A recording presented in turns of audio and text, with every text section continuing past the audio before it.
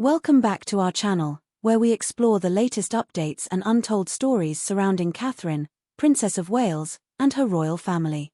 Today we bring you some truly momentous news, an astonishing chapter that is already reshaping the very heart of the British monarchy.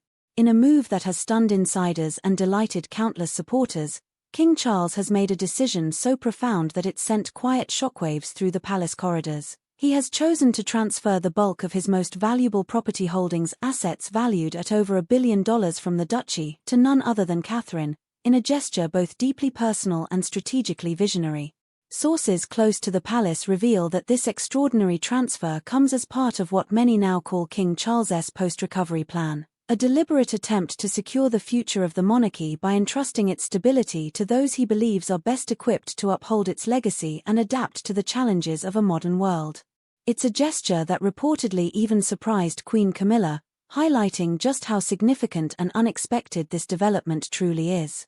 Today, we'll explore the reasons behind King Charles's decision, the backdrop of recent turmoil within the royal family, and why Catherine stands uniquely poised to become not just a royal consort, but the very architect of a transformed institution. A regal comeback, victory forged through hardship. The announcement that Catherine was finally cancer-free echoed like a collective sigh of relief across Britain and indeed much of the world. After long months of hushed speculation and an air of quiet anxiety that settled over the royal watchers, the official communication from Kensington Palace brought more than just good news. It restored a sense of fragile optimism, both for the royal family itself and for countless individuals who had followed Catherine's health journey with personal empathy. As always, the palace's words were measured, elegantly restrained, yet they could not quite mask the undercurrent of joyous gratitude woven through the lines. In a world often dominated by fleeting controversies and cynical headlines, this was a story that stood apart, a narrative of patient endurance, steadfast love, and the understated resilience that has come to define Catherine's public life. But beyond the triumph of health, an even more pivotal development was quietly unfolding. King Charles had chosen this very moment, this intersection of vulnerability and renewal, to announce a groundbreaking change, granting Catherine not just the symbolic duties of a royal spouse, but a sweeping new role that could well redefine what it means to be a future queen consort. An unprecedented role for Catherine, far beyond tradition. While many details are still emerging, palace insiders confirm that Catherine's new responsibilities will reach far beyond ribbon cuttings and patronage.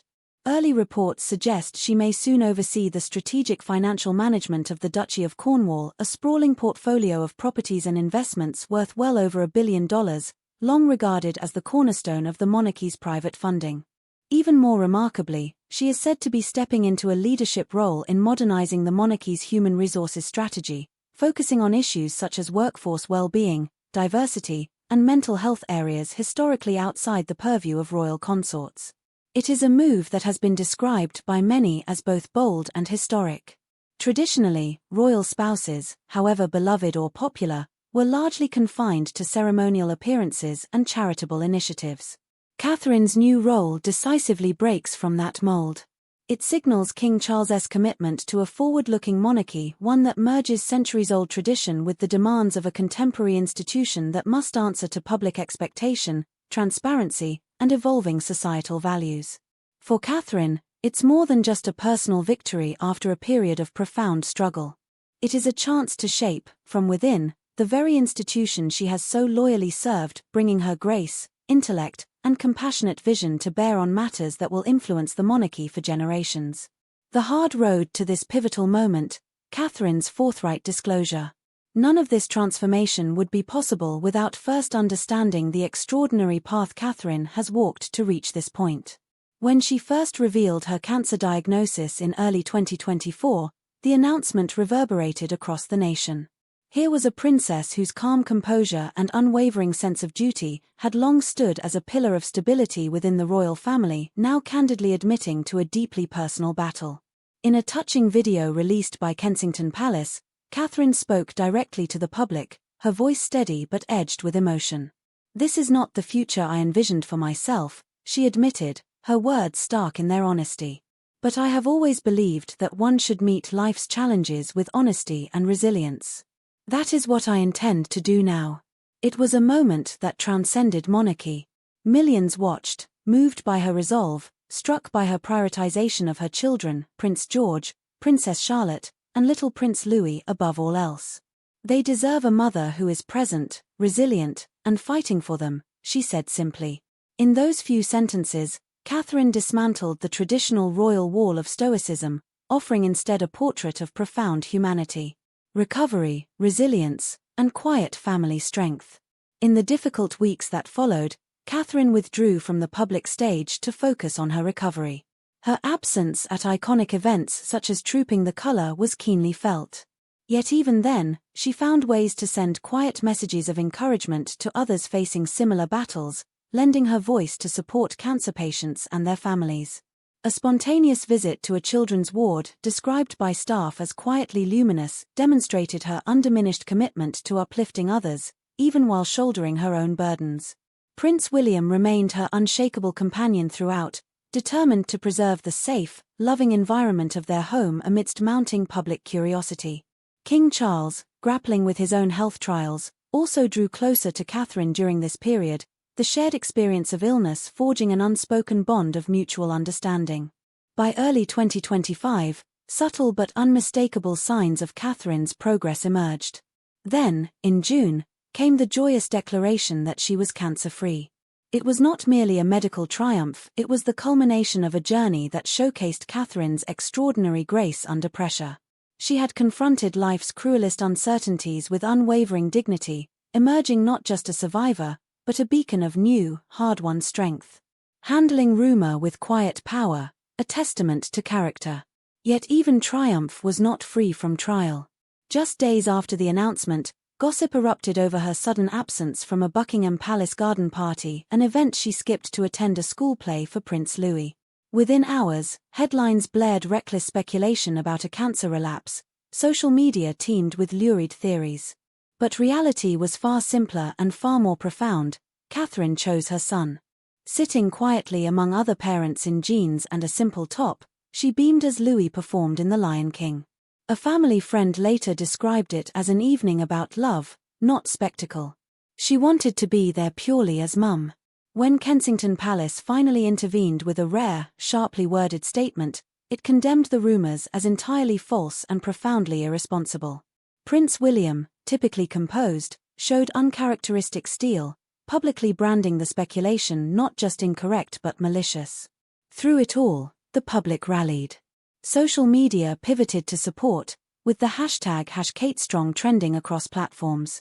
Parents and patients alike shared their own stories of struggle, praising Catherine's authenticity. In the court of popular sentiment, the Princess of Wales had once again quietly triumphed, her choice to prioritize motherhood becoming yet another testament to her resilient character. King Charles's visionary gamble, Catherine's unmatched role. It was against this backdrop of adversity and personal growth that King Charles made his momentous decision. Insiders say he had long contemplated sweeping administrative reforms to ensure the monarchy's future relevance and robustness under public scrutiny. Catherine's ordeal and the exceptional grace with which she bore it solidified in his mind that she was the ideal figure to lead this transformation. From strategic management of the Duchy of Cornwall's vast assets to modernizing palace HR practices with a focus on mental health and diversity, Catherine's responsibilities will cut to the very core of royal operations. This is uncharted territory for a royal consort, reshaping her from a popular public figure into a de facto executive partner in guiding the monarchy. It is, in many ways, a statement that the future of the British monarchy will not merely be about continuity, but about evolution, guided by leadership that blends intellect, empathy, and an unflinching willingness to meet modern challenges head-on. Preparing to lead, Catherine's meticulous vision. Throughout her recovery, Catherine quietly laid the groundwork for this new chapter. She enrolled in discreet courses on estate finance, consulted with economists, and pored over modern frameworks for diversity and employee wellness, determined that her leadership would be informed, compassionate, and grounded in expertise.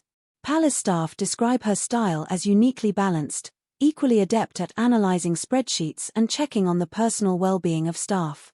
She never forgets that behind every figure is a human story, noted one advisor. Her brush with illness only deepened her conviction that leadership must be both strategically shrewd and tenderly humane. She's always thought 3 steps ahead, said a close friend. But now there's a new urgency. She wants to see the monarchy thrive, not just endure, in a world that demands authenticity and care. The Monarchy Reimagined, a legacy of resilience. Catherine's story, at this extraordinary turning point, is about far more than personal triumph. It is about what the British monarchy can become when it is willing to adapt, when it places its future in the hands of those who understand that true power lies as much in compassion as in tradition. In granting her such unprecedented authority, King Charles has done more than secure succession. He has signaled a vision of a monarchy that is transparent, strategically astute, and profoundly connected to the people it serves. Catherine's unique blend of empathy and strategic rigor will be pivotal in shaping that destiny. As she takes on these formidable new duties, managing billion-dollar estates, steering internal reforms, and continuing her advocacy for mental health and childhood development, Catherine stands not only as a symbol of resilience but as an active architect of a renewed royal legacy.